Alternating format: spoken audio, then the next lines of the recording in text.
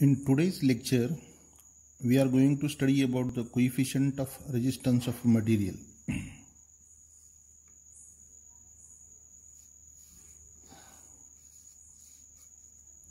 Last time we have seen that resistance of material depends upon the nature of the material, that is the type of material, the length of material, and cross-section area of the material.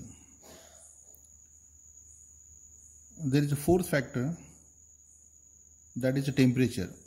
Resistance of the material also depends upon the temperature of the material. The change in resistance due to change in temperature of the materials depends upon the type of material, that is the nature of the material. Which means that if we change the temperature of the material, the resistance of the material changes. It may increase, it may decrease, or remain constant. That depends upon the type of material or nature of the material. Therefore, change in resistance depends upon the material type. Namely, it may be conducting material, it may be alloys, it may be semiconductor material, or insulating materials. Now let us see first in case of pure metals. In case of pure metals, as the temperature of the material increases, its resistance also increases, and the increase in resistance is large and fairly linear for normal change of temperature. For example, suppose take the example of copper. In case of copper, as we increase the temperature of the copper, resistance of the copper increases. This increase in resistance is large, and within this temperature limit it is linear one. So up to this temperature the increase in linear. After this there is a the drop in what we can say the resistance remain constant. Similarly, if we decrease the temperature, resistance also decreases linearly.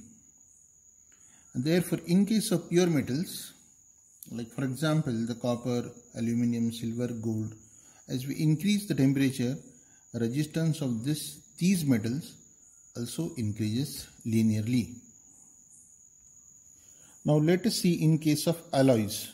Alloys, the combination of different materials that we know. So in case of alloys, the increase in resistance is relatively very small, and sometimes it is irregular, it is not linear one. For example, the alloys like manganese, constantan, etc.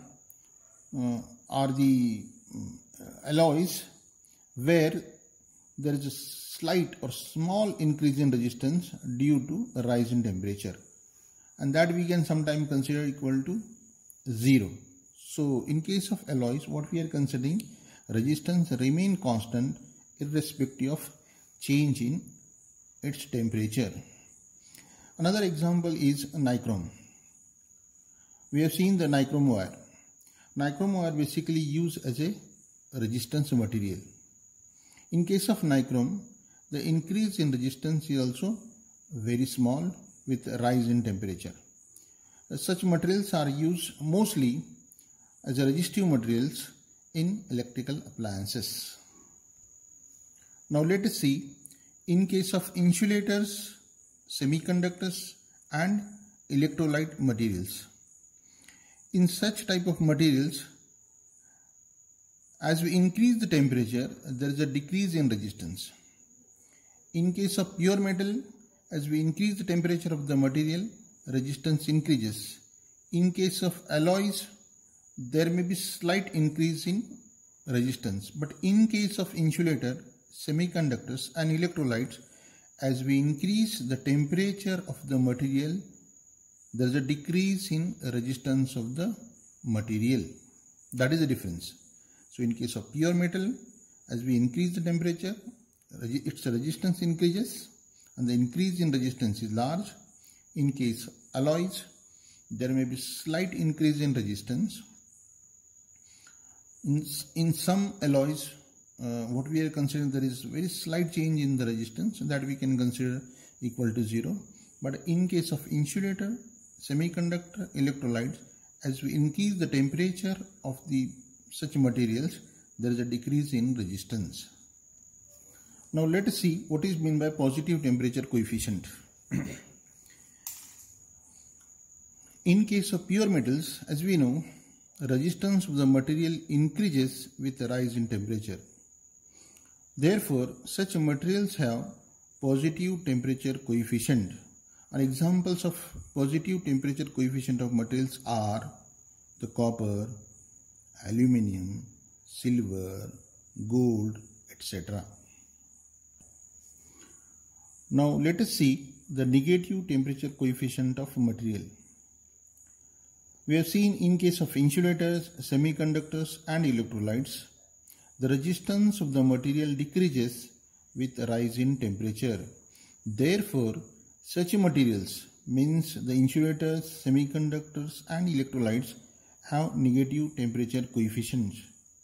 Examples of these materials are, for example, carbon, the silicon, germanium, etc. Some materials, or we can say metal alloys, have very low value of temperature coefficient, that is close to 0. There is, what we can say, the resistance of such alloys hardly changes at all with variation in temperature. So if there is a variation in temperature, there is a very slight change in the resistance of the materials. For example, the manganese, the constantan, etc. In first year, we have studied the definition of temperature coefficient of resistance. Basically, it is a measure of a change in resistance of a material per degree rise in temperature. That we know we can denote it by alpha. So basically, the temperature coefficient, just a reminder, is nothing but the measure of a change in resistance. The change in resistance due to the change in temperature.